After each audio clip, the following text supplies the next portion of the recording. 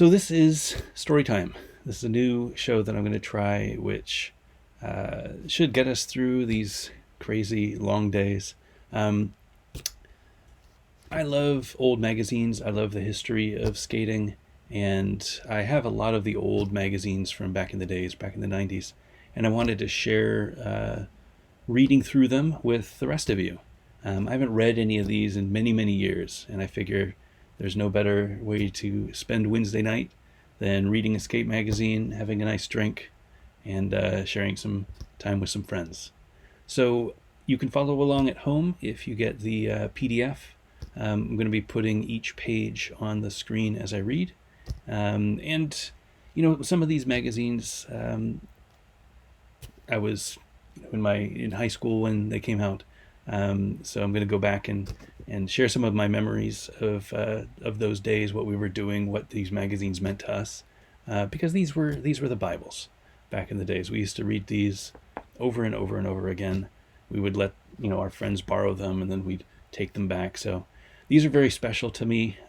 It's a very fun time of my life, and I'm really looking forward to reading through them with you. So tonight we're going to be reading Daily Bread, issue 2. So Daily Bread is probably the first aggressive skate magazine, if not the first. Right around the same time, Box Magazine came out as well, so I'm not sure which one was first. But Daily Bread, by far, was the magazine for skating for many, many years. This came out in November of 1993. So my friends and I had just started skating around this time. I think we started in summer of 93. So this would have just come out. I didn't buy this magazine when it was first out. I didn't get Daily Bread until issue 4, and that was at one of my local skate shops. And then I subscribed and I got some of the back issues. So my first actual Daily Bread that I got was issue 4, which we'll get to in a few weeks. But this is issue 2, and looking at the cover, it's just incredible. What a snapshot in history. So this is probably the first picture, or one of the first pictures, of a soul grind. So you see Arlo in some, classic skates for the time. These are either the TRS or maybe some Zetras. And you can see he's riding anti-rocker, but they're not really anti-rocker wheels. They're just smaller wheels. You can see the wrench. So the grind plate that he's got is the actual wrench. You can see that wrench that they used to use. It looks like some wizards. The wheels in the front and the back, they look like wizards, which were the Kryptonics wheels, I think. But it was all in black and white, so you couldn't really tell. You can see the picture. What's fascinating to me is looking at his left foot, so the front foot of his soul grind, where he's got the pants already over the skates, which is how we used to ride back then. You can see how there's no sole plate. So he has no room to do this soul grind. And Arlo has a small foot, so he's probably like a size 8 foot. He has a small foot already, so that's a small boot. And there's no room for this soul grind. There's no heel plate, there's no nothing. So if you look at his sole plate, where he's doing his sole foot with his right foot, he is really bent over that ledge, like bowed over. That's what we used to call it, bow over. And that was the only way you could do soul grinds. So he just got all the way over it. And nowadays, we've got the big sole plates, so we don't have to worry about that as much. But he's just, this was mind-blowing. Nobody thought that you could grind with the side of your skates. Nobody even considered that. And here he is on the cover of a magazine doing it. Oh, it's incredible. So, Daily Bread Magazine, issue number 2. Roots, Japan, Voice from the Industry, and Upgrading Your Skates. Here we go.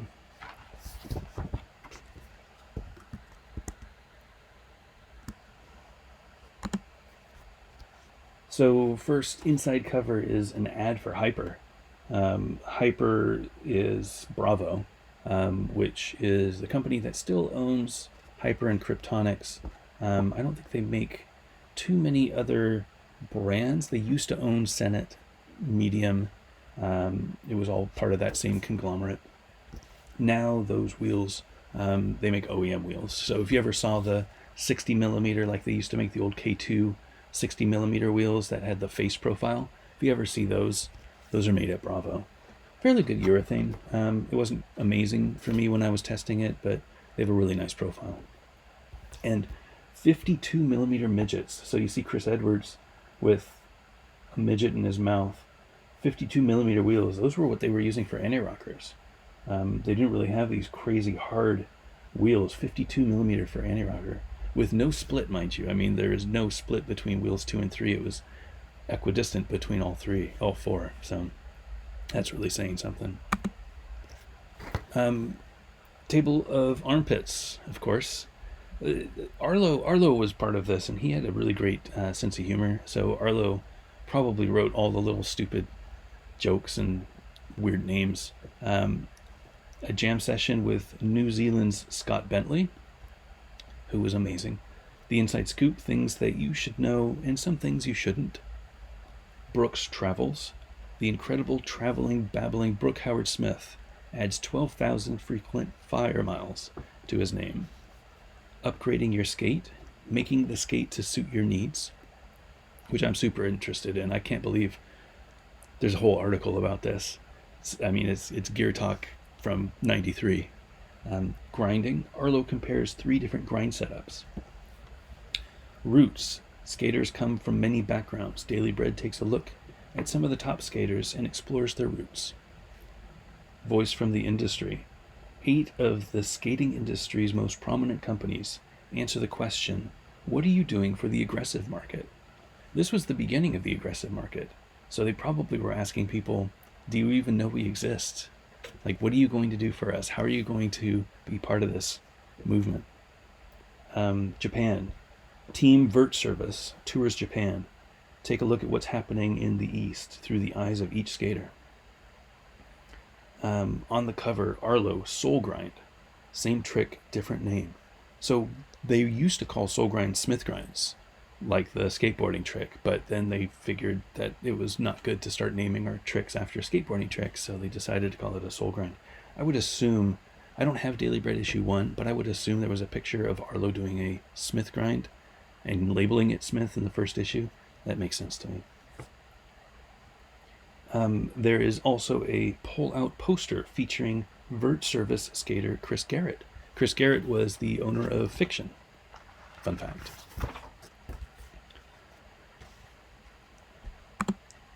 I have something to say. Nice article writing from Angie Walton. About 2.5 years ago, I found myself skating professionally with a small group of other aggressive skaters for a very large and growing company. We were all stoked to be making a living at something we love doing, but found ourselves getting more and more frustrated with a lack of interest in promoting what we saw as a legitimate and separate entity of aggressive skating. It became increasingly evident over that period of 2.5 years that we were doomed to be nothing more than a freak show finale for a star-spangled Dance on Wheels extravaganza. We knew that there had to be more people out there who felt the same way about skating than we did, but we had no way of being sure until a distributor in Australia insisted on having ramp skaters only sent over for a small tour. It was at this time when we realized that all we had guessed was true. The aggressive side of skating was massive and growing rapidly. We weren't alone. This incident was enough to push us into becoming more and more assertive about establishing the sport of aggressive inline skating. We were determined to separate ourselves from other aspects of inline skating and build our own identity. Needless to say, this pissed a lot of people off. It pissed them off so much that we were forced to sever all ties with corporate kingdom through our decision to do a Japan tour that promoted our style of skating.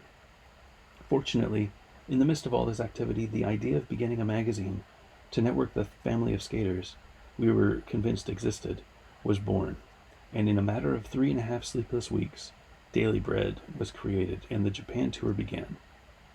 Japan was more than we expected, and once again we discovered an entire network of skaters. In Tokyo alone, a group called the SSA, Street Skaters Association, had been dealing with the same lack of interest from the skate manufacturers that we had been suffering from for almost as long. Meeting them only cemented our beliefs and added to our motivation of connecting all the skaters who were being left out in the cold by an industry determined to make a quick and easy buck on the recreational skater, but wanted no part in supporting the bastard child of aggressive skating they had unintentionally born. Upon returning from Japan, we dove into issue 2, and the responses from the first issue started pouring in. It seemed DB had given hope and life to the skaters out there seeking unity. Letters were coming in from as far away as the Netherlands, from skaters who had been desperately searching for some sort of recognition, that others were into doing what they were doing on inlines. And now, as I sit here at 5 a.m. on my computer, writing this, I can't help but smile, because I'm delirious, and because I spent the day with Jess, Arlo, and whoever else popped in to give some input into the magazine, talking about what would go on in the issue, reading letters sent in from skaters all over the place, and watching everyone get more and more stoked on what is quickly becoming a family. Thanks for listening. Angie Walton, editor. Really hard to read. I scanned them in, but there's a lot of dark text on dark photos, so even though I have my glasses on, which I don't normally wear, I have a very difficult time reading it.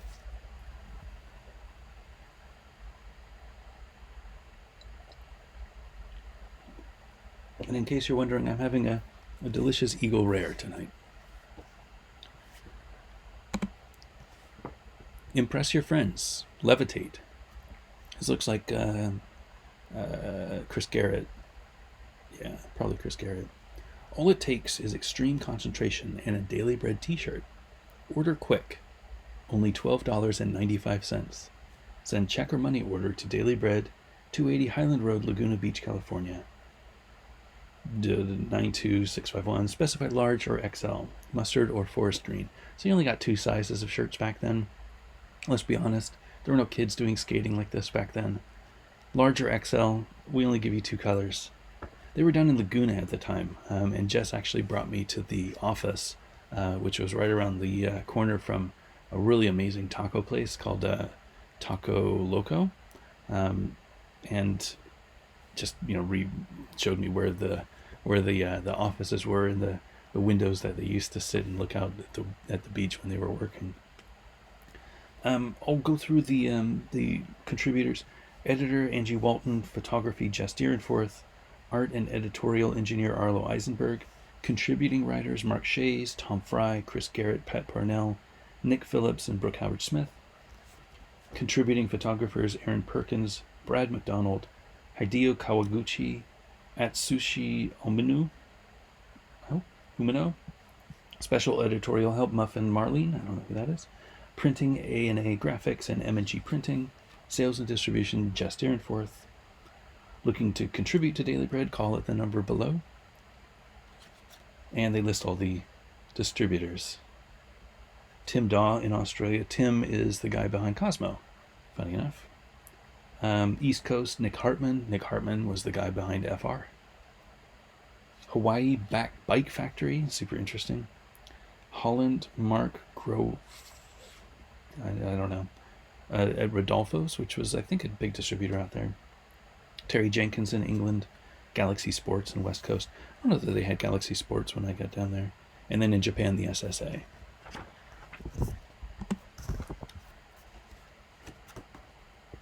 More difficult to read pages.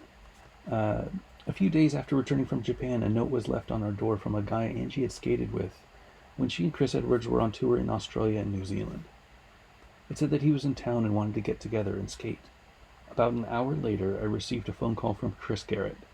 He said he had skated with a guy from New Zealand named Scott Bentley, who was a rad vert skater and seemed really cool, although Chris thought it was kind of strange that he had 2 managers who initiated applause after Scott's every run and encouraged him to come down, acknowledge the crowd, and shake hands before taking his next run. That sounds awesome. This was something I hadn't seen before. I looked at the note again and found that Scott had been staying with Chris Edwards, and could be contacted at several numbers, including a beeper. I called and spoke to Scott, who seemed very easygoing and down to earth. Then the phone was handed over to his manager, who spoke very highly of him and thought it would be good if Scott were in the magazine, and that it had been in the plans, giving Scott's U.S. visit a bit of a presidential campaign feel. We arranged to meet at Skate Underground the next day, early in the afternoon, and after a late night with friends from Box magazine, which apparently is probably around the same time that this came out. I woke up to a phone call from someone assuring me that he's on his way, but doesn't have directions. So I gave her the phone number for Skate Underground, and in minutes was in my car heading to Marino, listening to Lemon off the new Zooropa album. When I arrived at Skate Underground, I was told that Scott couldn't make it. He had run out of gas money, and for a brief moment I was very bummed that I had left Sunny Laguna for a smoggy riverside. That changed after I entered the skate park and saw 30-plus inline skaters dominating the park, many of whom were skating anti-rocker, and suddenly Riverside didn't seem so bad. I loaded my camera and shot a couple of rolls, and then skated the rest of the afternoon. First of all, it's amazing that they went to the skate park, so I don't know what the deal was with Scott. That seems very strange, having a manager and people wanting to take pictures of him. But it's amazing that they went to a skate park, and he calls out that he saw many people skating anti-rocker. Like, that must have been the time that anti-rocker was a thing. Like, before this, it wasn't a thing. So it was like, oh my gosh, he's skating the 908s for now. Like, oh, he's on the new Thems, or he's on the new Sola frames, or he's on the Wish frames. Oh, he's skating anti-rocker. Can you imagine? Anyway, some really cool photos. Manual grab 270 to fakie over the hip. I don't know which manual this is. I don't think it's Manuel Blurris. I think he was still in Australia at the time.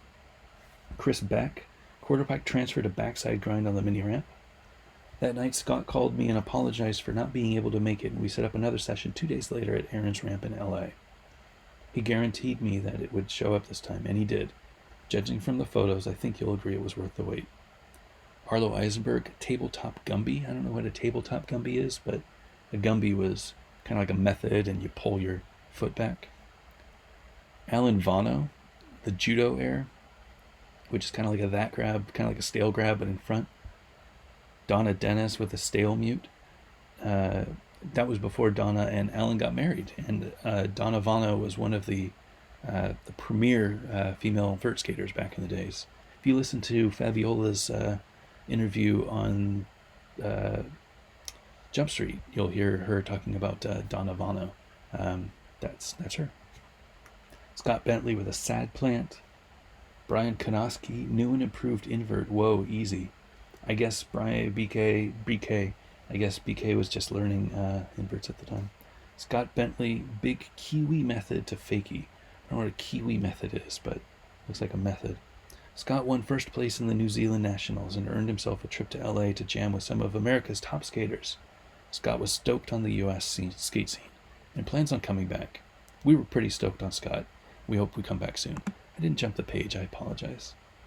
So, if you look at these pictures, there's one where this poor Lightning TRS got smashed, and that was pretty common back in the days. The skate products couldn't hold up to what we were doing. They weren't designed for gaps. They weren't designed for vert. And it looked like, they were probably wearing Fat Boys, which were, 68 millimeter, I think. And it's clear that they were 6 millimeter axles, which that happened a lot with 6 millimeter axles. They just weren't strong enough for what we were doing on them. A lot of heels, there were no shock absorption, so you'd come down hard on your heels, you'd break that back part of the frame.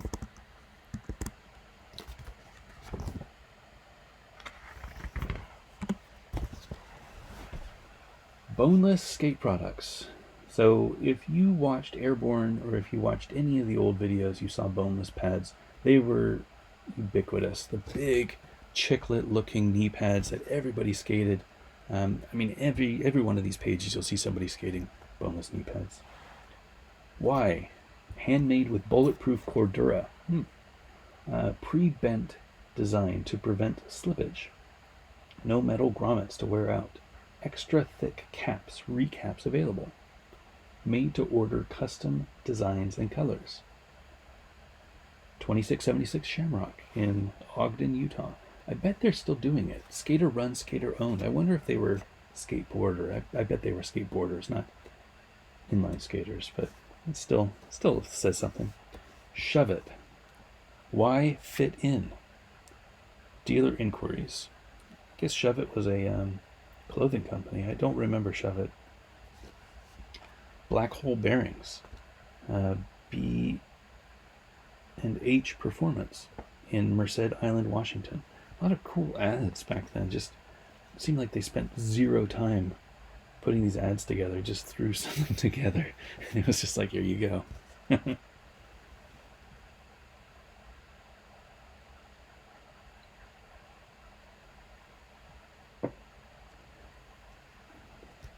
This is one of my favorite bourbons, the Eagle Rare. It is, if you've ever heard of Pappy Van Winkle, it is the same mash, but it isn't at that Pappy quality. So they pull it after, I don't know how many years. This is 10 years, so Pappy usually goes for 12, 14, or 18, I think. I've never had Pappy, but that's the pinnacle of bourbon, some people say. Inside Scoop and all that good stuff. This is probably some early Arlo art. If you looked at it, I mean, he was the guy that was just doodling all the time. So I'm sure this is something Arlo inspired. Senate video.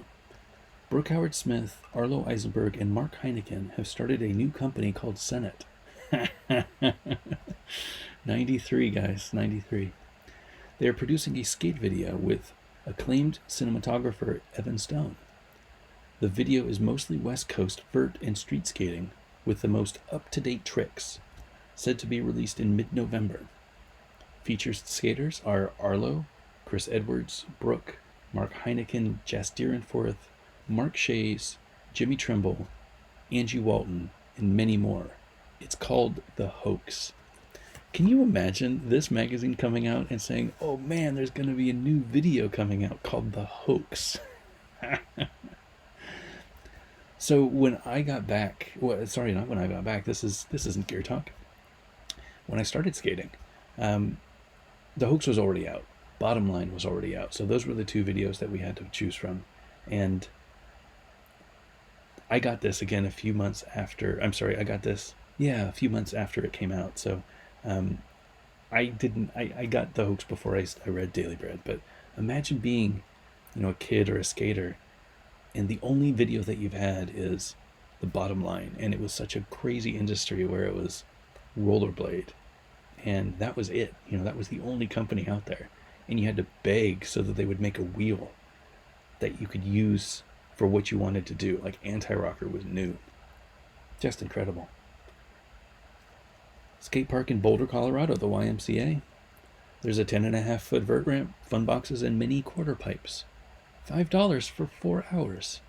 Membership is available. I wonder if it's still there. An East Coast indoor skate park. ZT Maximus with a 9-foot vert. It's funny that they list the vert ramps.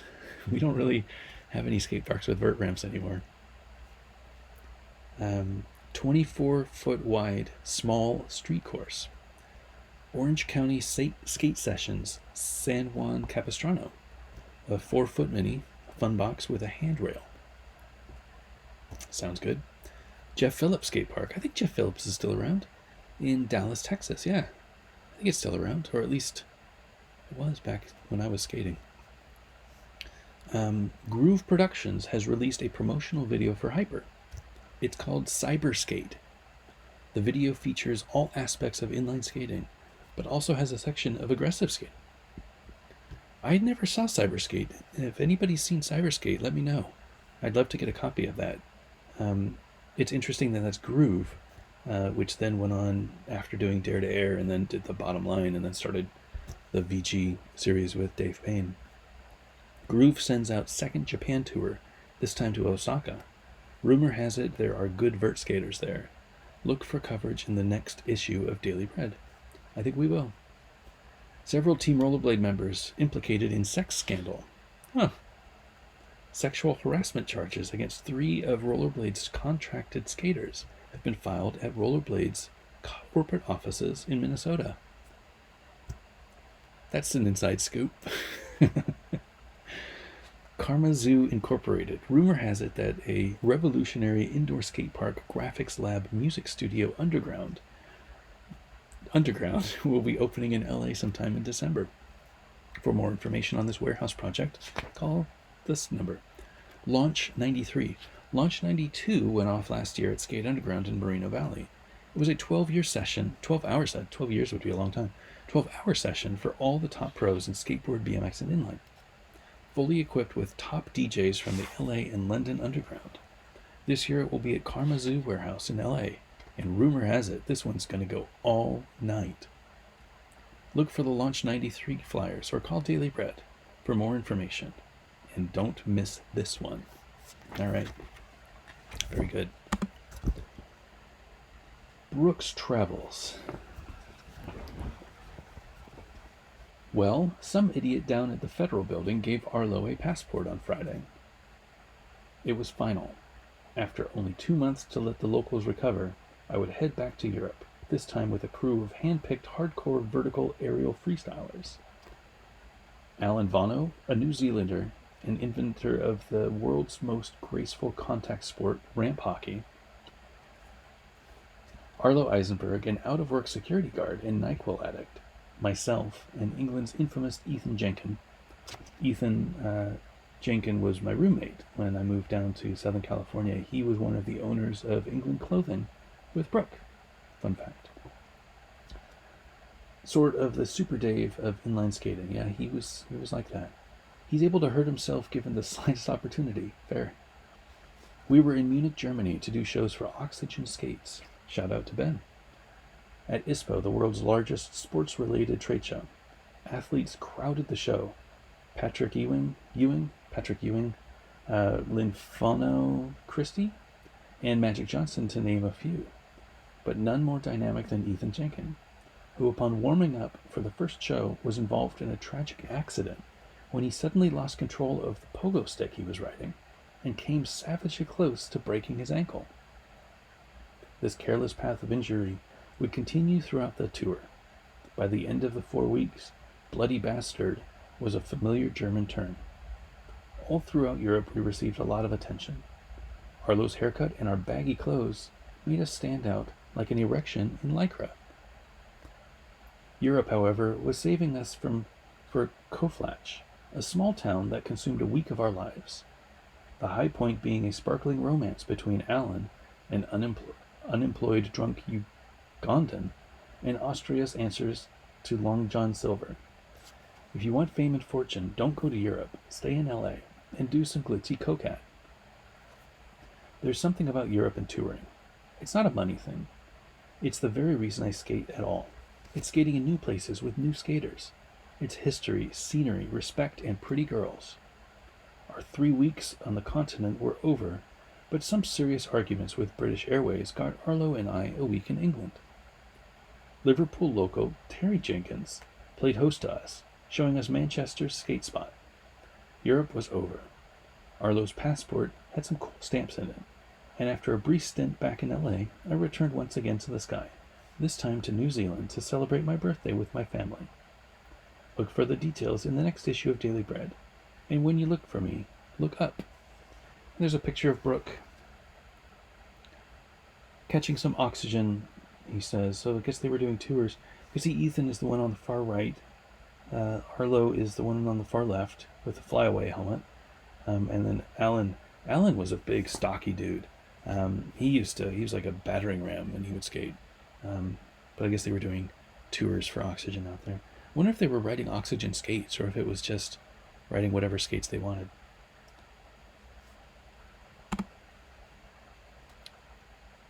Couple cool pictures. So Chris Edwards at the Fern Ramp, doing a big, I don't know what this trick is called. It's not a method because he's crossing under. Every little tweak of your hand had a different name back in those days. So it looks like a method, but he's crossing it, so it's a little weird. Pat Parnell, 12-step program, backside grind. Pat Parnell goes on to be a very well-known announcer for a lot of extreme sports, skateboarding, and you name it, snowboarding. Slather. I was watching the skaters on the ramp, and I heard one yell, "Less roughage," as he dropped in and performed a flawless revert to fakie. The other skaters looked at each other and said, "What the hell is less roughage? And why does this guy scream it every time he drops in?" Out of frustration, they began pounding on the coping. This kid was good. He went frontside ollie to 360 kickflip to tail tap to fakie with a smooth transition I had never seen before, whether on skateboard, snowboard, or in bowling. "Less roughage," he yelled again at the other skaters, who were still pounding on the coping very aggressively. Then it hit me. This is what vertical inline is all about. Skateboard tricks and random senseless yelling.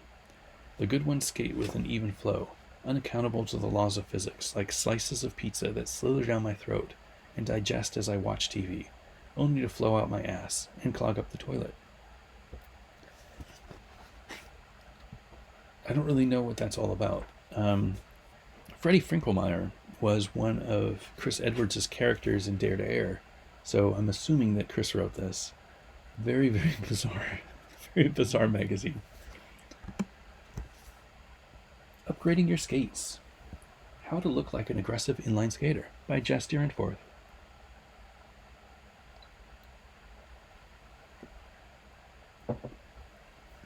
So for those who don't know, I got to know Jess really well. Jess is still my partner in 50/50. He was the guy that started the company. And he is an amazing dude, amazing skater, legendary photographer. And even back then, he was really passionate. He used to be a BMXer, and he was really passionate about upgrading things. He used to ride for GT, I think, and they used to go and they would upgrade their bikes, and they would put on bigger, I don't know what they're called, the little things that pegs, I guess, bigger pegs to see if that made a difference when they were doing coping grinds and stuff. So he's been tinkering with products for forever to do, aggressive sports, extreme sports. So it was only natural that when he jumped to inline skating, he wanted to do the same thing. That's a picture of him looking silly. Before and after, you can see that before, this is like a stock rollerblade TRS, and then after, you got all the things. You've got smaller wheels, so those look like some midgets, maybe some 52 mil midgets. They look really small. You got a rollerblade wrench. That's the actual wrench that we used to use. Yeah, you can see that. The actual wrench, though, that would come in the box. You get one of those and two of those, and you would get the wrenches, and you'd be able to put them on your skates, and they fit for some reason. That's what we would use as grind plates. Lazy leg straps. So I don't know why they put it over the top, but the 45-degree strap, that was a lazy leg strap. Super interesting. Since the aggressive skate market is so new, there really aren't many products specifically designed to increase the performance or effectiveness of aggressive skates. So we decided to give you some tips to satisfy your aggressive skating needs. The first thing to do is remove your brake, at your own risk, of course, as it can seriously cramp your style. The next consideration is wheels. Pictured below, actually to the left, are 5 wheels that we feel are relevant to aggressive skating. Cosmo and Hyper both make very good ramp wheels around the 70mm range, with hardnesses ranging from 80A to 85A. 80A to 85A, guys. You were so questioning when I came out with the 85A Fitty Fitty wheels. They used to make 80A, 85A for ramp skating. I think 85A is just fine, thanks. But if you look at the picture, you can see they've got the Fat Boys, the top left. They got the midgets in the top right. The Little Rocks, which were the Kryptonics ones. Senate Bribes. And the Cosmo, I don't know what those were called. They were probably just Cosmo wheels. But they were the big ones, like 72 mil, I think. For grinding, we generally recommend a smaller wheel ranging from 62mm to 44mm, depending, with all different hardnesses, depending on what you're grinding. We suggest you try several different wheel setups on your own to determine which best suits your personal style. Most people like to use some kind of heel retention system, heel strap. Lazy legs and crank straps are the only two worth mentioning right now. Very true. Grind plates are optional, and considering there are none made for resale right now. Funny, funny precursor to Fitty Fitty being started. What you use is very much a matter of personal preference or ingenuity. The rollerblade wrenches, coincidentally enough, made excellent grind plates, as shown in the after photo. Two things to keep in mind when considering grind plates. Plastic or nylon slides are smoother on concrete and curves, and metal grind plates slide very fast on rails or coping, but tend to stick on rough curbs and planters. For all types of skating, it is definitely worth having a good footbed. Love that. Most skates have very poor support in that area, and footbeds help disperse the impact when launching and reduce injury. Stay tuned for new products for your type of skating. Skate safe, Jess Derenforth. You can see Lazy Legs had insoles. That's really cool. I never knew Lazy Legs made insoles. All right, everybody's favorite skate catalog from back in the days, Team Paradise, has an ad in here with a front side on Arlo, and I don't know who that is, probably Chris Garrett. Hardcore Inline, best selection, absolute lowest prices, Fat Boys, Cosmo, Hyper Wheels, Kryptonics USA, Team Paradise. Interesting, this was before they moved to Gothard, which is where the famous Team Paradise location was, across from Senate.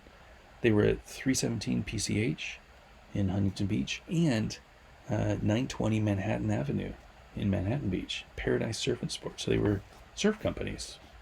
Made sense. Bike Factory. Bike Factory Sports Shop. Team Skater Jess Derenforth. I guess Jess rode for Bike Factory. Congratulations, Jess. In Hawaii. Ooh, this is going to be a long one. There's a lot of words. A lot of words, people.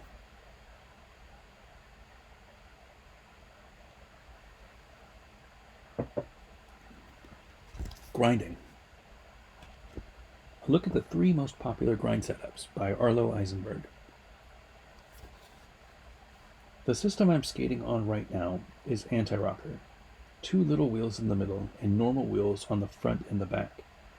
It is the system I am most familiar with, as it is the system I have used for most, if not all, of my grinding career.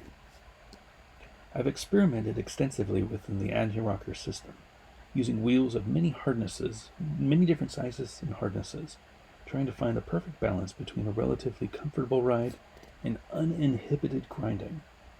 My personal experience beyond anti-rocker is limited. Most of what I know regarding such alternative systems is all little wheels and the shifted system, which is crazy, using all big wheels but shifting the middle 2 away from each other to increase the grinding area. Kind of like a Aeon, I guess, but without the 60mm and the wheel bite protection in the groove and a lot of things missing. The hope is that with any of the systems you will be able to grind. Oops, I missed a pot.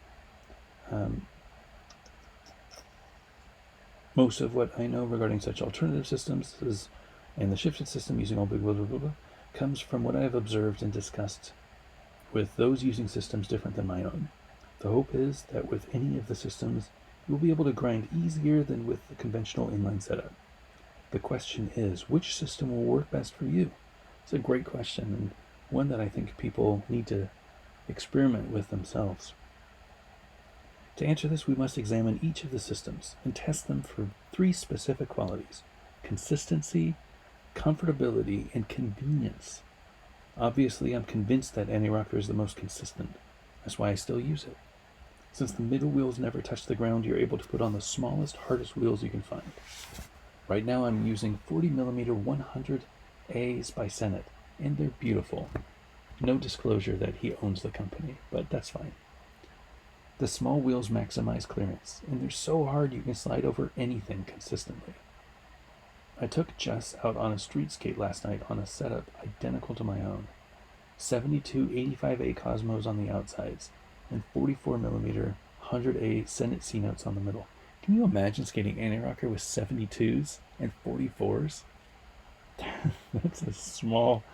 That's a lot. That's a lot going on there.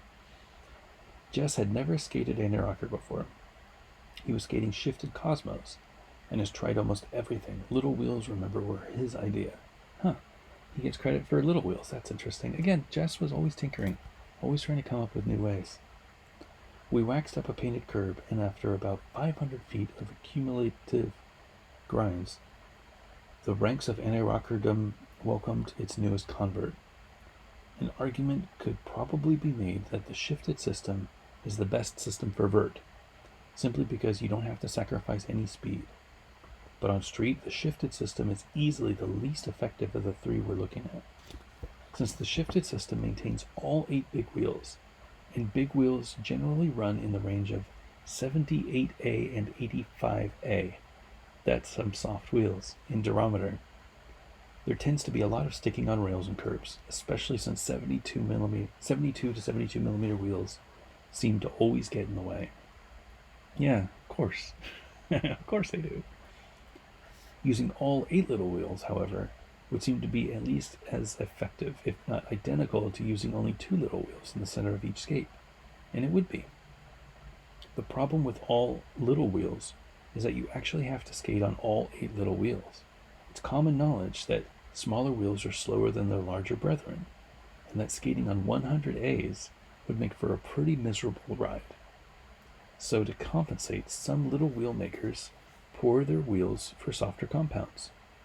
Hyper's midgets, for instance, are 52 millimeter, but have a durometer of 88A. That's their hard. 88A is their hard. This wheel, although a pretty good size and harder than most inline wheels, is still not really hard enough for consistent grinding. Which brings us to comfortability. In this respect, anti-rocker may be the worst. If comfortability includes maneuverability, it is certainly the worst. I tell you, Arlo, you need to try some different profile wheels. Something a little bit rounded, that would be really nice for you.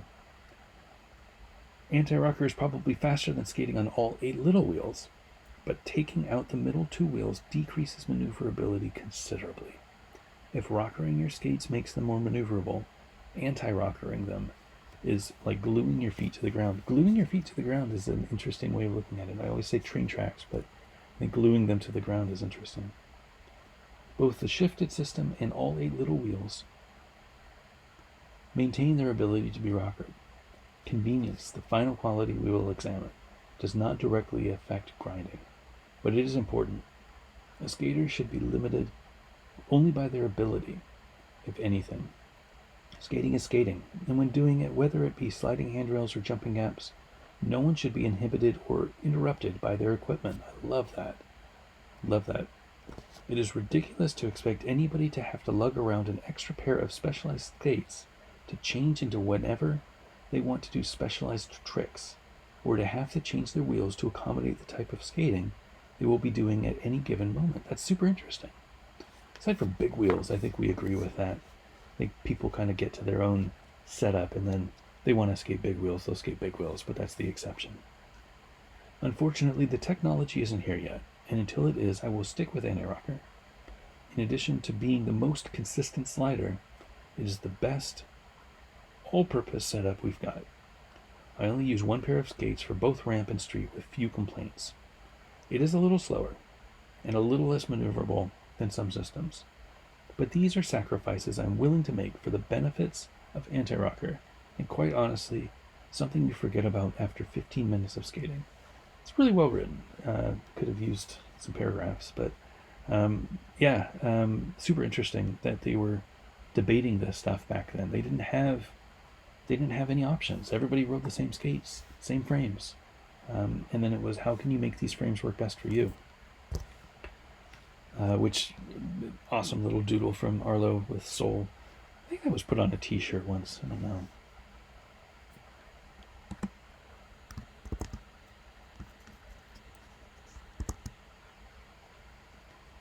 When you are finished grinding, get off the planter. Oh, I'm going backwards. Approach the obstacle, in this case a planter, with as much speed as you feel comfortable with. Spot where you are going to lock on. Notice the intense look of concentration on my face. Slam the frame of your back foot against whatever you are grinding so that it locks on. Use weight training to match the muscle tone achieved in my arms, okay? Keep your weight over the planter so that you're balanced and enjoy the ride. The key to this trick is wearing big pants, while at the same time wearing a small t-shirt. When you are finished grinding, get off the planter. This looks like, I don't know where this is. It's kind of like Corona Del Mar, but I don't know that it is. Anyway. And then that's Arlo doing a soul grind. And you can see Dave Cardoza doing a 270 to backside rail slide, which we would call an alley-oop backside. I would call an alley-oop backside. I don't know what you would call it. I would call it an alley-oop backside. But some people say you can't alley-oop to groove tricks. I don't agree with that. Ad for Rollerworks, Inline Rollerworks. They list the things that they have. Dare to Air, rollerblade hockey equipment, strange, skate lessons, indoor skate park with 9.5-foot ramp and mini spine. This was eventually RSA. Curb Lube.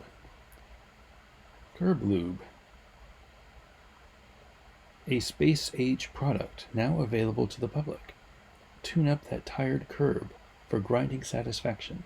Saves on costly skate repair expenses. 24-hour towing at reasonable rates. These ads, senior discounts.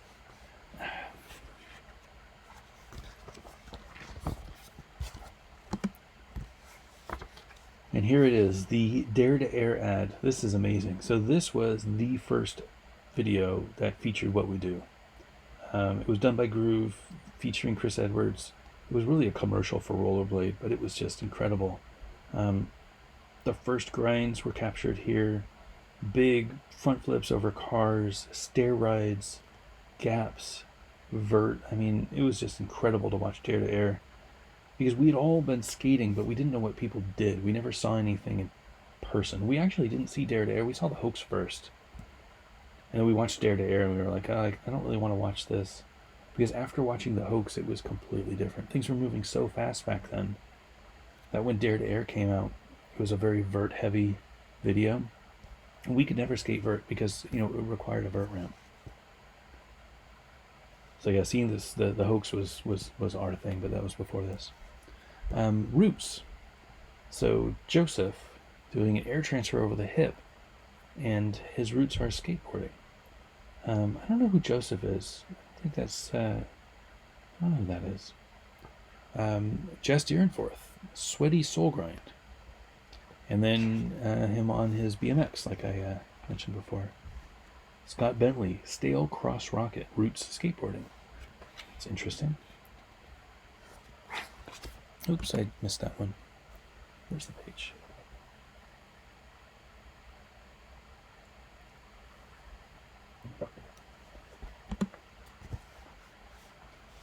You are a product of your environment. This is true whether you like it or not. From the music you like to the clothes you wear, even down to the way in which you perceive the words on this page. A lot of weird writing in this magazine. Your environment has in some way affected the way you are. Because of its environment, inline skating is a hybrid of all of the styles and influences in the history of hardcore alternative sports. Because of their relationship to what has come before, individual skaters' styles are defined by their action sport ancestry, be it BMX, skateboarding, surfing, snowboarding, roller skating, or whatever. They all have their own signature styles, which define everything from the tricks you go for to the reasons you slam. Here are some people who show diversity of backgrounds within our sports. More roots. I think this is an additional page for the roots. Dave Cardoza, tweaked rocket over the hip. That's a crazy rocket. So he's doing this like almost like what we would call like a flying fish. It's kind of like a Liu Kang, but reaching that front foot out. Really interesting.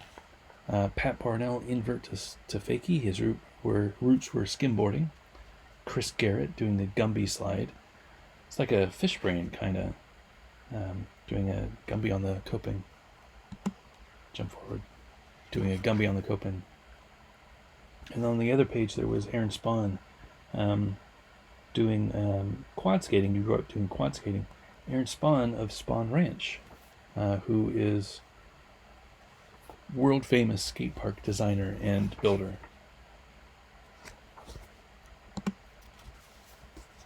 Late. About 2 years ago, aggressive skating began developing a style with much emphasis being placed on grabs during variations. Then around 6 months ago, grinding started to come up on the scene, giving street skating a whole new feel and style.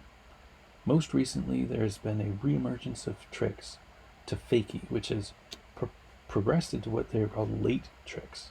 Late because you wait until the last possible second to 180 out of the trick. Jim Trimble, late mute. You can see he goes up and grabs mute, and then Coil Theory himself. Shout out to Colin. Chris Edwards, late Rocket 360, and unfortunately, there's a page missing. You can see the staples here. I probably picked out the middle, and I put the poster on my wall, probably in high school or in college. So I apologize that I'm missing a few pages. There's probably more on this page and this big fold out in the other page that I'm missing. So that's all that you get for these pages. The industry. Tracy mentioned you needed some info on the new midgets for an article on Daily Bread. You probably know better than most of us here. A real skater that could pull off tricks like you guys do definitely knows product. Below I've listed some basic facts that you can blend in any way you see fit for an article and attach as our standard PR. Midgets, 52mm high for optimum distance, spacing between wheels, while providing skateability. 88A durometer for hard grinding and sliding, yet soft enough to have feeling. 88A for hard grinding. Large radius designed for stability and larger running surface. I think these were fairly flat, these hyper midgets. Solid live ethane that's indestructible and longer wearing. Hyper guarantee of quality, craftsmanship, and performance. Designed by Chris Edwards and tested by extreme skaters. Chris Edwards, who didn't really skate anti-rocker very much. I guess he skated little wheels. Jess, thanks for the opportunity to be a part of Daily Bread and all the support you and Angie have afforded Hyper over the past years. The street skaters are finally being recognized for what they have always stood for, and that's the heart of the inline skate market. Extreme skating will be the vehicle to keep skating at the forefront, and Daily Bread will help spread that force. Call Tracy or myself if we can be of any assistance. Midgets for photo or staff, type data on the properties of the wheels, or just more literature, please touch base with us. All right. Very nice. Ooh, facts from Oxygen. So these must have been the first Oxygen skates. Jess, it was good talking to you today. I called Brooke afterwards and spoke to him about a group session with a bunch of local skaters on the Oxygen skate design. This would happen in early December. Are you interested in doing a brain jam session? Let me know. Oxygen recognizes the hardcore street vert skaters as a viable group of skaters with unique needs, and Oxygen plans on actively pursuing the market needs for the future and actively promoting the sport. Just as Oxygen has shook up the inline skate industry with its cutting-edge design and technology of its Krypton models, Oxygen will do the same for vert and street. The skates weave design and developed with help from the best hardcore skaters in the world, and every part of the skate will be redesigned to accommodate the skaters' special needs. Our revolutionary new skates will open new boundaries for aggressive and innovative skating. In addition to skates, Oxygen will develop industrial strength protective gear with design help and testing by the same skaters that will set a new industry standard. Skatevert skating is a big part of inline skating, and Oxygen plans on pushing it as high as we can go. That's good for Oxygen.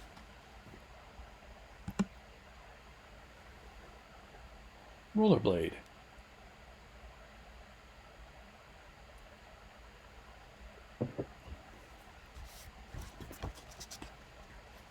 Rollerblade Incorporated introduces Tarmac CE. The bomb-proof skate targets aggressive street stunt skaters. Minneapolis, Minnesota. People can sail down a 10-foot-long handrail, ride several flights of stairs, and even dare to catch some air on the halfpipe with Rollerblade Incorporated's new Tarmac CE inline skate. Tarmac CE named after Team Rollerblade member Chris Airman Edwards, the world's best vertical ramp and street skater. It is designed as a rugged street stunt skate, giving skaters the freedom to take skating to a higher level.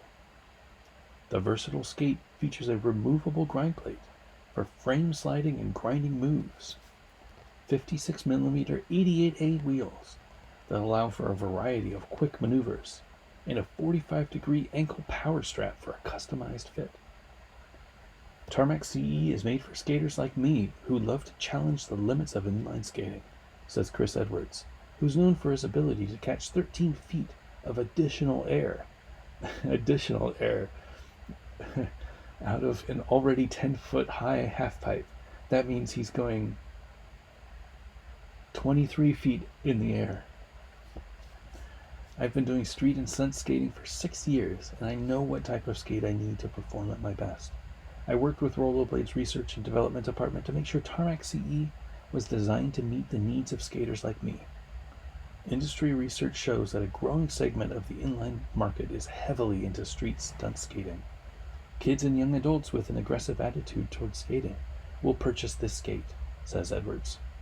Tarmac CE will be available in spring of 1994 for $229. Rollerblade Incorporated, located in Minnetonka, Minnesota, is the leader and pioneer of the inline skate industry. Blah, blah, blah. Some really interesting facts, though.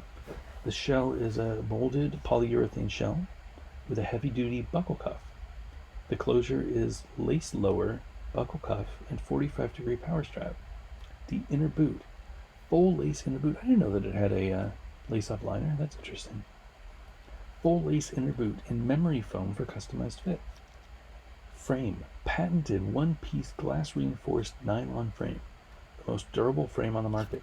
Actually, it was probably the same frame that they had for the Tarmac, or for the TRS. They just put a grind plate on it. Removable grind plate. Plate uses existing wheel axle slots for attachment and allows for a variety of wheel sizes up to 72.5 millimeters. Ooh. Wheels, 4 56 88A durometer for quick maneuvering and lower center of gravity. Allows proper spacing for grinding tricks, handrails, curbs, and various street stunts. Hardware, steel bolts and nuts with ABEC 1 bearings. Wow. Brake, patent pending graduated brake design. So they put a brake on it. I didn't know they had a brake. Sizes 5 and 6 through 12 men's. Black, silver, clear. Available spring 1994 for the cheap price of $229.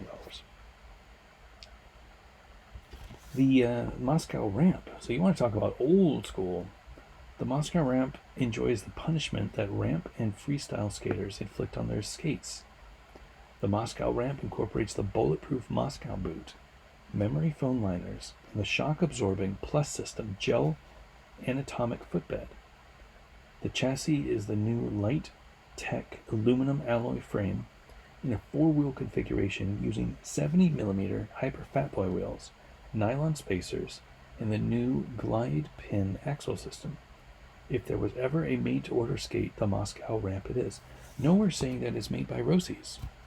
So that was the Rossi's Moscow.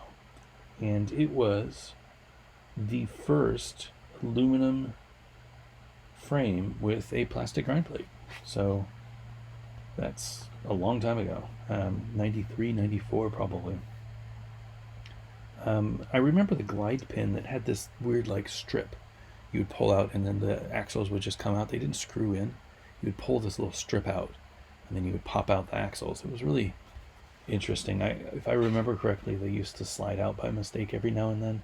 They weren't super well fixed in, but that's super interesting to me. Kryptonics. Little Rocks. Cryptoid interview. Cryptoid. I don't know who a cryptoid is. What? A rock-hard 57mm rail-sliding ramp-riding wheel for the extremists out there. We needed something large enough for some speed, but small enough for space between the wheels for handrails. The rocks are gravity poured from a special RK slide compound we resurrected from the 70s. Who? A bunch of SoCal grinders and our rep, Renee Bruce, gave us the idea that a real small, hard wheel could be a lot of fun for a small group of street people. They were right, except that small group isn't so small. When? We started testing in early 93 and introduced the first extreme wheel in May of 93. It's the original, but beware. There are wannabes out there. Can you imagine a company calling somebody a wannabe? Plagiarism is a terrible thing, huh? Where? The biggest market is still Southern California, but every once in a while some innovative Midwesterner orders a few. For paperweights, I think. This is so bizarre. Like he's saying that people in the Midwest don't skate, they use the wheels for paperweights? Why? Because there are virgin rails out there somewhere. Closing tips, no whims. Wear your safety hardware and have some respect for public stuff. Over. Seems like Kevin Lee is trying a little too hard. Lazy Legs, everybody's favorites back in the days. Lazy Legs products enable skaters to take it to the next extreme altitude. Wow! Extreme with an X, in quotes. The awesome responses from the world's greatest vert skaters has inspired us to create additional products for hardcore usage. The presentation of the Lazy Legs steel spacer kits is the first hardened steel spacer on the market. I don't see those, but maybe they're talking about hop-up kits like 6mm axles. They used to use the steel spacers on the inside. Maybe that's what they were talking about. This has complemented the other products such as the Extreme Air Pro Heel Tightener, which is renowned around the world, and the Lazy Legs Protective Glove, which is the glove of choice, regardless of any skate manufacturers blacking out the Lazy Legs logo. I don't know what that means, but maybe there was some beef back in the days. Some bad beef back then. What's on tap for Lazy Legs in 1994? The introduction of revolutionary American-made ramp knee plus elbow pads, the Lazy Legs Extreme Air in quotes trademark, Vert series, and Lay Legs, probably Lay Legs? I guess it's Lay Legs. Extreme Air flight gear, flight wear. Where do I see the inline industry headed? Question mark. Just keep your eyes on Lazy Legs. The message that I would like to convey around the world: if you can't find Lazy Leg products in your neighborhood, move. And if you are not familiar with Lazy Leg products, where the hell have you been? I'm glad that period of marketing is over. More very difficult to read.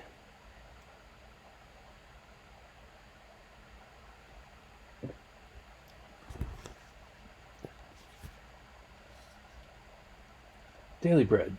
Thank you for asking Senate to be part of your Voice from the Industry column. Although we cringe at the thought of being part of the industry, we welcome the opportunity to let people know a little about us. We are, after all, a new company. In fact, we here at Senate, with the $ for Senate, by the way, at $ENATE, like to think that we are pioneering a new industry, one that does not simply create products for skaters, but is comprised of skaters. We will not try to relate to you. We are you. Senate is currently making 47mm wheels called Bribes and 44mm wheels called C-Notes. Both have a 100A durometer and are ideal for grinding anti-rocker. Senate is also producing a bomb-proof video in collaboration with T-Bone Productions called The Hoax. I wonder if bomb-proof, that was a joke to Rollerblade, making fun of Rollerblade, saying their skates were bomb-proof.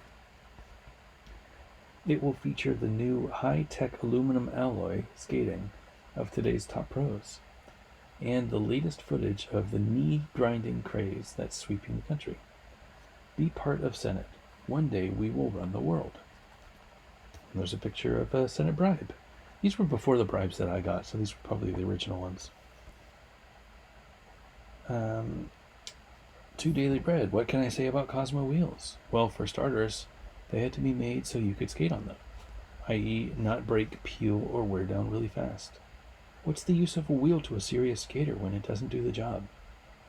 The solid cores are bonded chemically to the wheel for the life of the wheel, so when you skate and really stress the wheels, they still perform without any problems.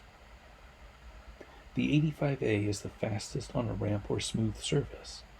The 82A wheel is excellent on rougher surfaces, and they stick like glue on a smooth surface.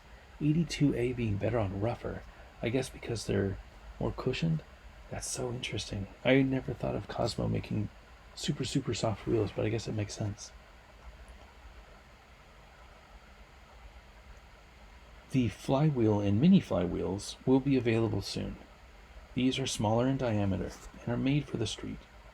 They are good for controlled slides and grinds.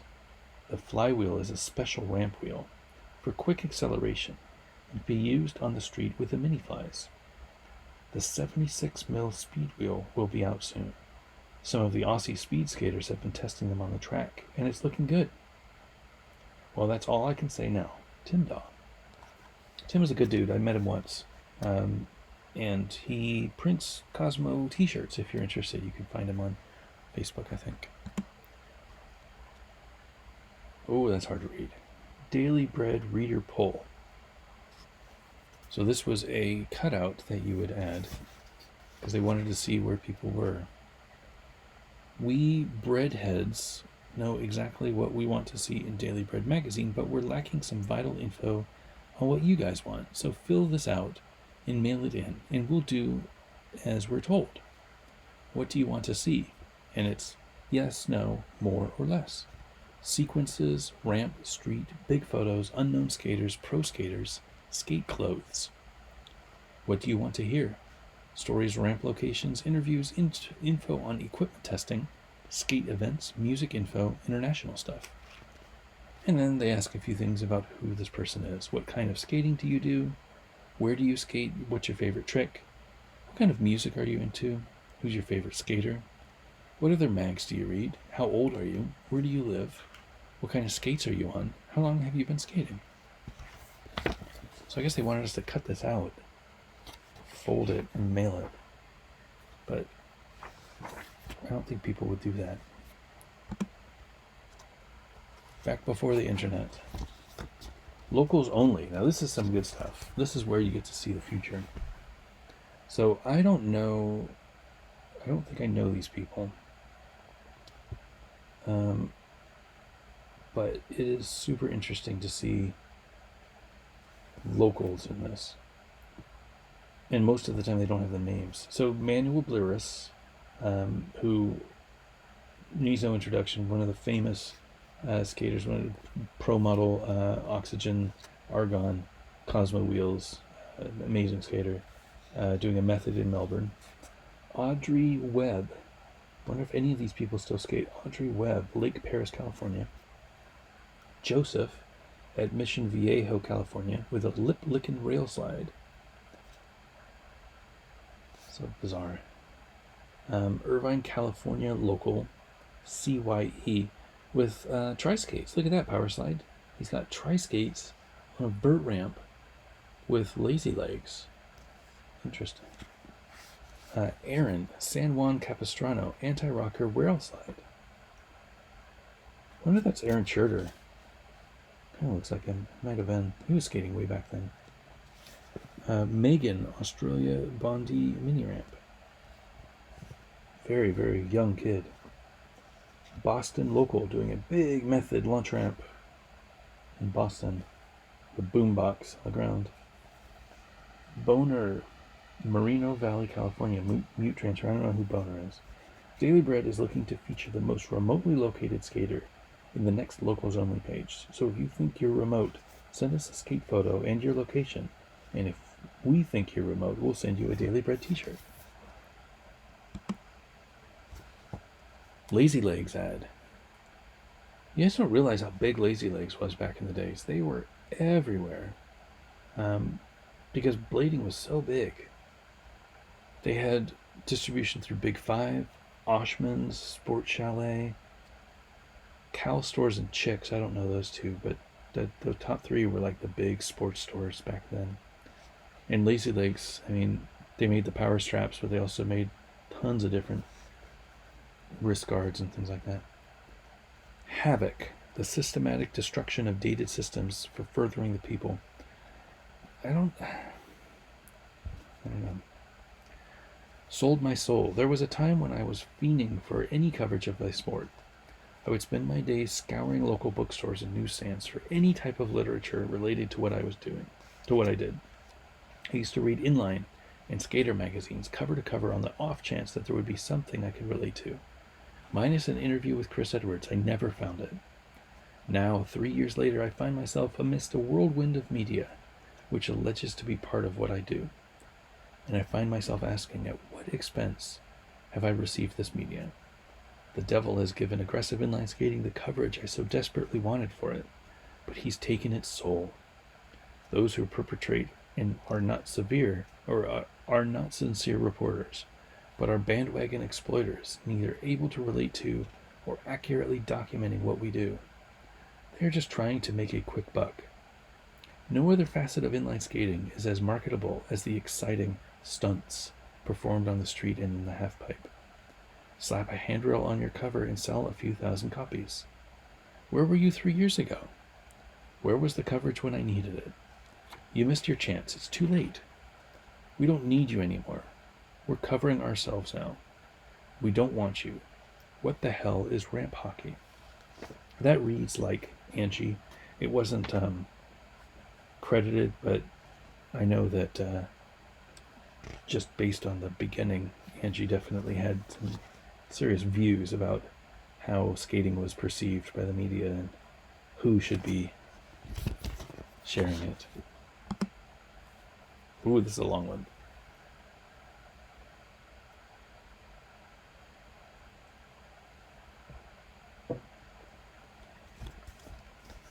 Released in 1993, Dare to Air was the first video to show off the aggressive side of inline skating.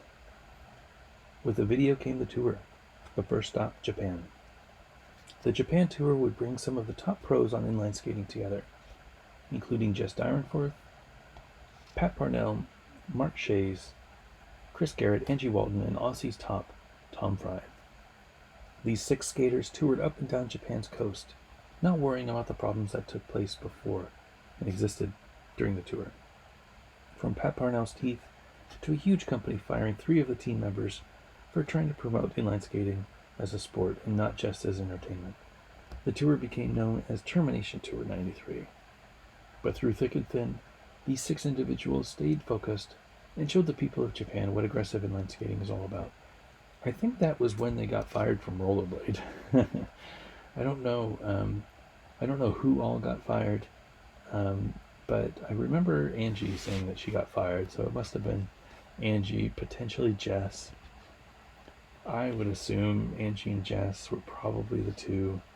Maybe of those left, probably Pat. He was pretty vocal back then.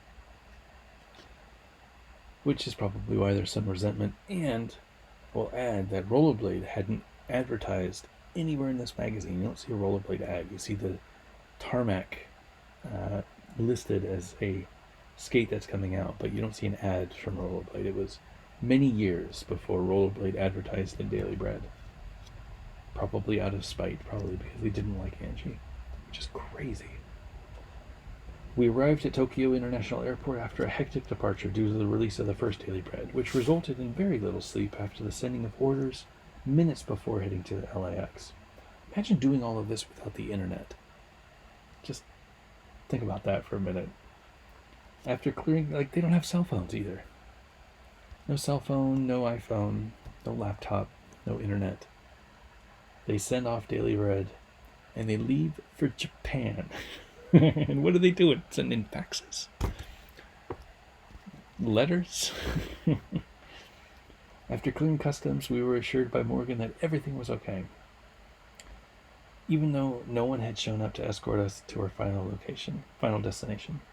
After an hour of complete confusion, Someone did show up and apologized for her lateness. The next 5 hours were spent hauling 16 big bags through the Tokyo subway system and out into the countryside. This turned out to be a nightmare, as the only way we could move anything was by creating a human assembly line, and it seemed like we were changing trains every 20 minutes.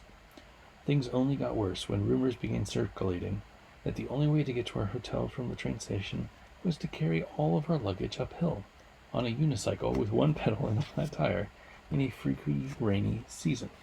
But it turned out that they had taxis. They drove us right to the front door of a luxurious apartment, fully equipped with free Nintendo.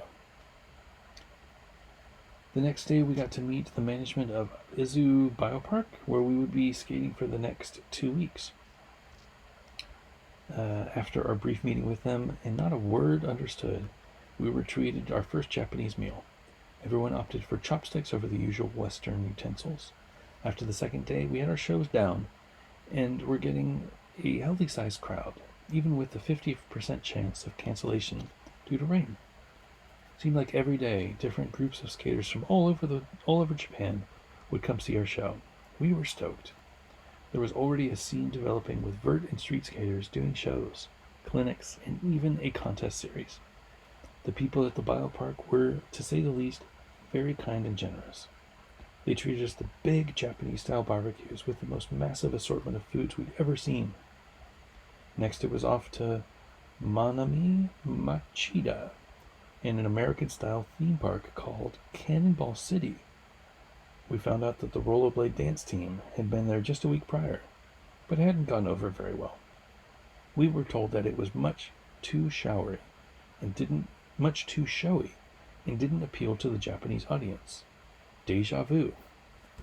Every spare minute we had, we were on the 45-minute train to the center of Tokyo, where we would hook up with the SSA crew, Street Skaters Association, in search of the Tokyo club scene in the fashion and style, which go hand in hand. Mondays, Thursdays, and Saturdays, skaters would meet at Olympic Park, which had quarter pipes, fun boxes, and many rails and planters to grind. To our amazement, most skaters that we saw were into skating the ramp and grinding anything that could be waxed. On our day off, Tom and I were invited by a local skater named Aldous to drive to a big steel ramp just west of Tokyo. The ramp was owned by Japan's Stussy distributor. He let us skate for free, and as an added bonus, float us each a Stussy t-shirt and cap. The ramp was insane. 9-foot trannies and a 1.5 feet of vert. Tom had hurt himself at one of the Olympic Park sessions, so he took on the responsibility of making sure we had some rad rail grinding contraptions for in-between shows.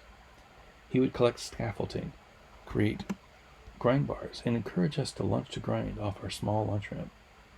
The grind pole started at about 18 inches. By the end of the day, Mark and Chris had launched up to a 4-foot high flat rail that transferred to an angled rail that was about 12 feet long and about 1 foot off the ground. Naturally, we incorporated the rail into the show. The response was great. So that was Jeff's writing. You can see Tom Fry in the top right making some rails out of scaffolding. A lot of cool pictures here. You see the group in the middle, Chris Garrett on the right, Angie on the left, Mark Shays top left. I don't know who that's in the middle. There's a surf day in Shirohama, which is Chris Garrett over on the far right, Mark Shays with the grunge look, Pat Parnell on the left. Angie Walton with a method invert. People forget how good Angie was when she was really skating, when she didn't kill herself doing Daily Bread. She was incredible. I mean, first to see anybody skating vert at that time was incredible, but for a woman to do it, this was very much a man's sport. And she was great.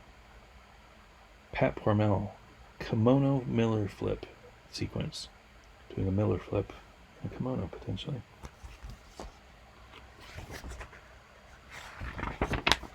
A lot of reading.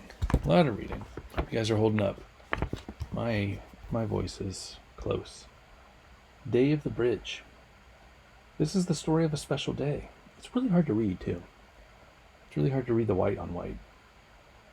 It has since been named the Day of the Bridge. This is how it went. We had been in Japan for almost 4 weeks, day in and day out. I could expect a fax from my dad telling me how important it was to visit the atomic bomb site in Hiroshima. I had used every excuse possible, even borrowing a few from Pat and Jess, as to why I couldn't go. It was Saturday. I was awakened by the phone's annoying ring. As I glanced at the clock, I realized it was too early for a wake-up call. I listened to the hotel operator and managed to translate. "Sir, you have a fax. Come get it." It was 5 a.m. I couldn't believe they woke me up to tell me I had a fax. I rode the elevator to the lobby, and already I could tell this day was going to be a day I would remember. It was now 11 a.m. Pat had just called to tell me that we would be meeting in the lobby in 15 minutes, as we had for the past 4 weeks. Mark and I caught the elevator in the lobby, and I started to tell him about the fax I'd received at 5 a.m. He laughed and said, "Well, at least you get faxes." We stepped off the elevator, and to our surprise, the whole team, including Tom Fry, was in the lobby waiting for us. Wow, this was going to be a day we would all remember. We proceeded to do normal routine of walking to the train, playing the train game, seeing who could ride for free the longest, which Angie always seemed to win. Pat, out of the blue, said, "Chris, your dad called me this morning and asked if I would make sure you go to Hiroshima." I laughed in disbelief, and Jess said, "Well, he sent me a fax." I sat there in disgust, as the rest of the team laughed at me. This day would most definitely be one to remember. A lot of remembering in this. We reached our destination, Manama Machida. We all exited the train exactly as we had done for the previous 4 weeks. In front of the train station stood the bridge, which we must have crossed over 50 times. But this day was different. This was the day of the bridge, and on it stood a man whose arm appeared to be jiggling. Angie, being the curious type, ran forth to see what was going on. As we closed in on the man, I noticed the look on Angie's face. I peered towards the distinguished man in a suit and noticed his penis was in his hand. Huh. I wasn't ready for this twist. As we remember across as the team closed in further, he ejaculated all over his shoe. I apologize.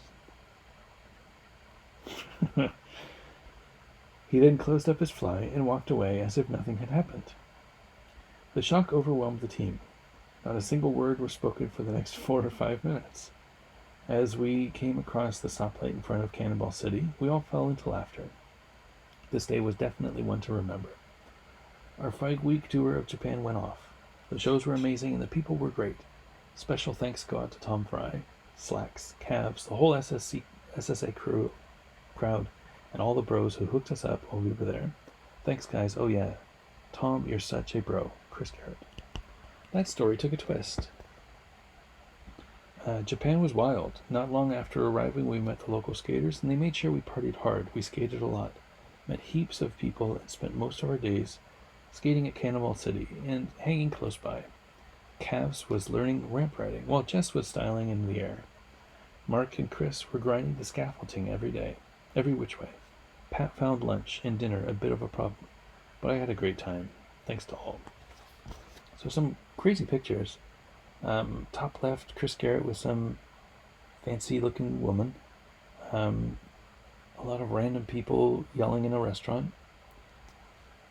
Then Tom Fry, who had shaved his head, but shaved his head to look like he had male pattern baldness, which is interesting. Soul grind on a handrail, Tom Fry, thank you. That's very, very sweet. I wonder if people were doing soul grinds back then. This must have been later, right? Jess D, open mouth rocket. Tom is bald now. And then pictures of people doing silly tricks on ATVs. Japan, Pat's special letter.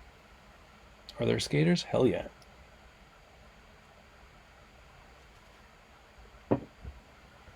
What they skate, primarily street. Tokyo was built for it. Rails and planners abound everywhere. But Tokyo skaters are still making efforts to get decent, accessible, and affordable vert.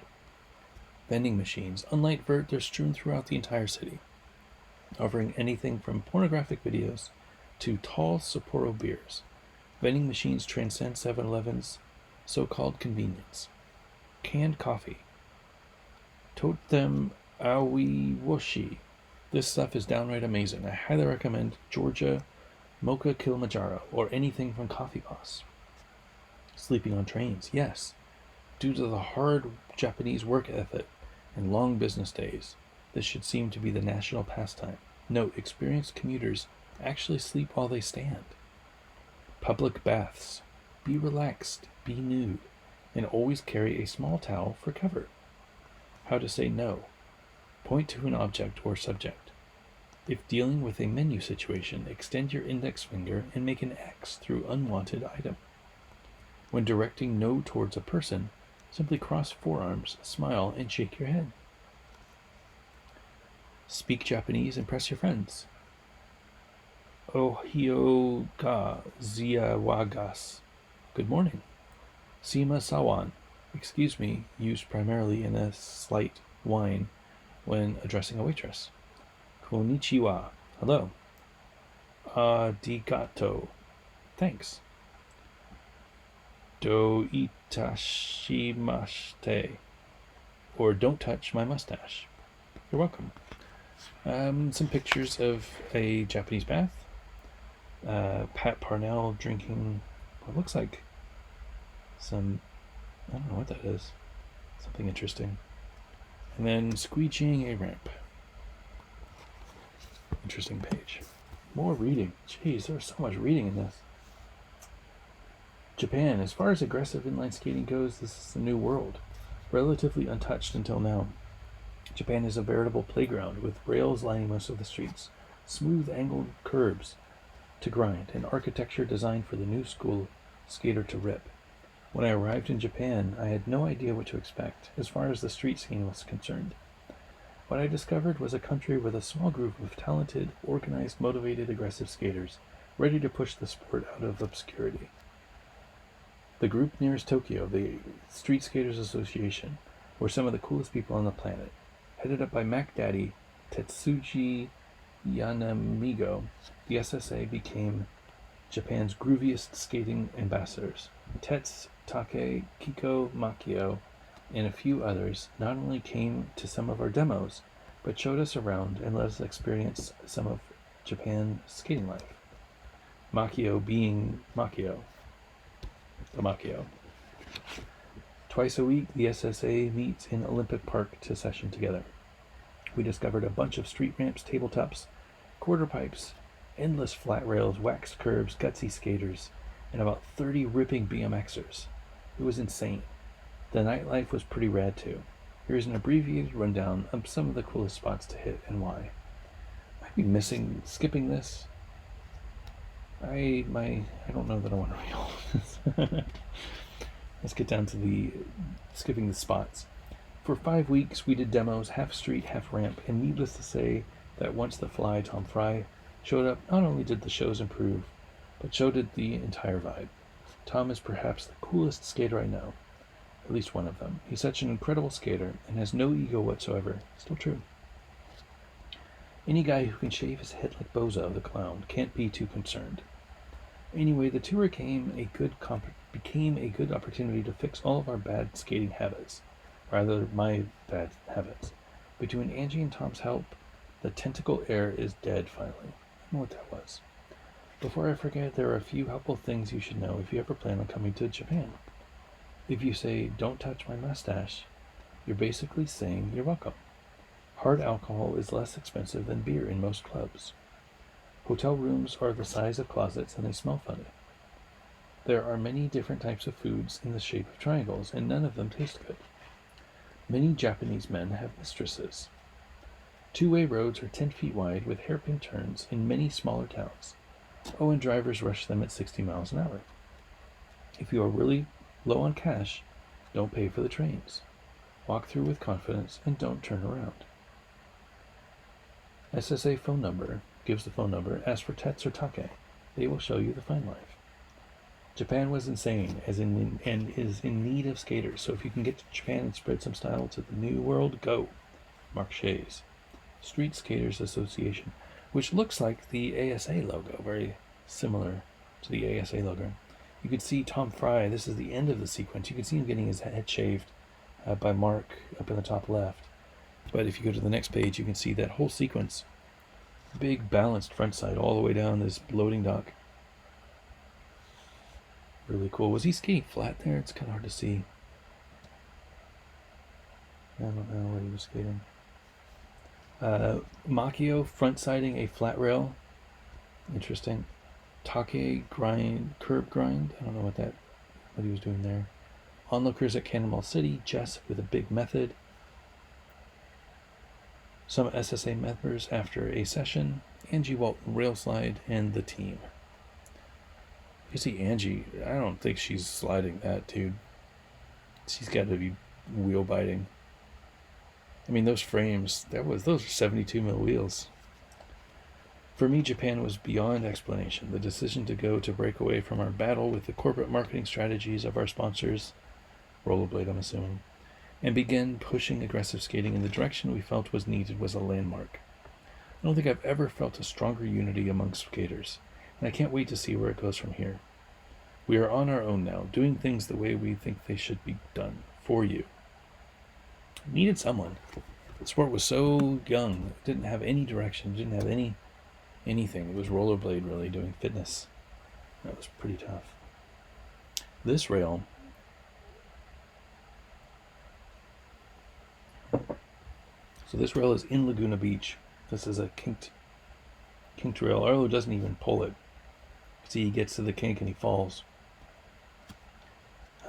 This rail, if you're driving towards downtown Laguna, coming up PCH from the north, it'll be on the left.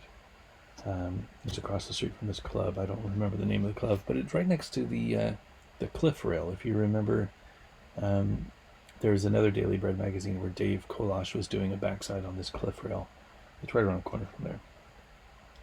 Following Arlo's center spread in the last issue, we heard rumors circulating that Arlo's curved rail was staged. If you look closely, you can see the harness and nylon string we've attached to Arlo's waist to help him perform the front side rail slide over these merciless kinks.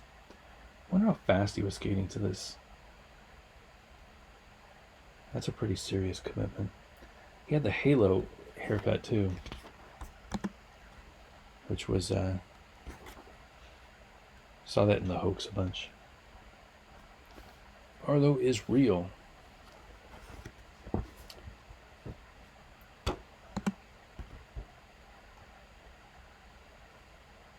An ad for Rodolfo's in Amsterdam. Photo Dierenforth. Skater Mark Heineken, who ended up being the owner of Senate. Call us for all durable goods. Senate video. Ask for new Senate video. A picture of Arlo laughing. That's cool.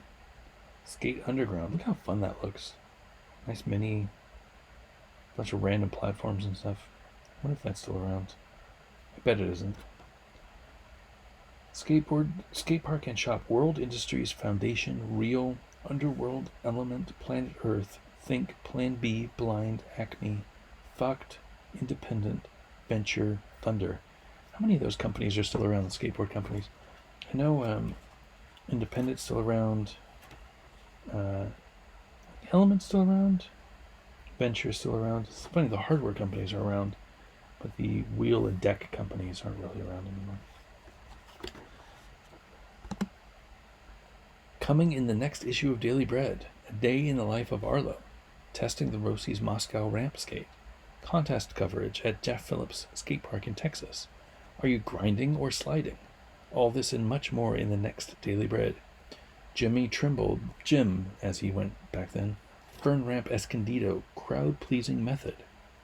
It's getting a big boost off of that half pipe. How big that is, like 6 feet? I've never been able to skate vert. I'd love to be able to skate like that. Oops, I must have missed a page. I'm sorry. Did I miss a page? Go back. There. I did miss a page. There it goes. I need to scan in that page. I missed the page with this whole page with Skate Underground and Jimmy. Apologize. And now, just like we promised, more in-depth skater profiles. Angie, Scott Bentley, Harashu, Macchio, Gromit, The Fly, Cardoza, Dave Cardoza. Subscribe. Daily Bread. Somebody with his face bashed in. It will hurt us more than it will hurt you. Pay less than you would at the newsstand. $14 for a full year subscription, or $28 overseas. Senate ad. The first Senate ad. How crazy is that? That is a serious ledge. I wouldn't be front-siding that. No way, dude. Arlo Eisenberg, frontside grind. Photo, Terry Jenkins. So it leads me to believe this is in England. Buy a skateboard. Introducing Senate, a new company with a new way of thinking. For information regarding our new line of wheels, Senate t-shirts and stickers, and the new video from Senate and T-Bone Films called The Hoax, due out sometime in November. Please write to their address in Venice. And the cover, Tom Fry doing a soul grind. This was when soul grinds were the thing. This is when people learned how to do soul grinds, so they did a lot of soul grinds. I remember when we learned how to do soul grinds, that's all we did was soul grinds. Cool Cosmo ad. Cosmo was incredible. Well, that is issue 2 of Daily Bread. I'm going to look at the comments and see if there's any comments in the live stream. I don't know that this is a commenting show. I'm not sure that I'll do any other of these shows. I'd love to hear your feedback. This is a experiment. It's an excuse for me to sit and read these magazines, and I love sharing stories, so I think that this is a good opportunity to do that. If anybody has any feedback or ways that I can improve this or things that I could do better, let me know in the comments. Yeah, appreciate you tuning in. Hope everybody stays safe out there.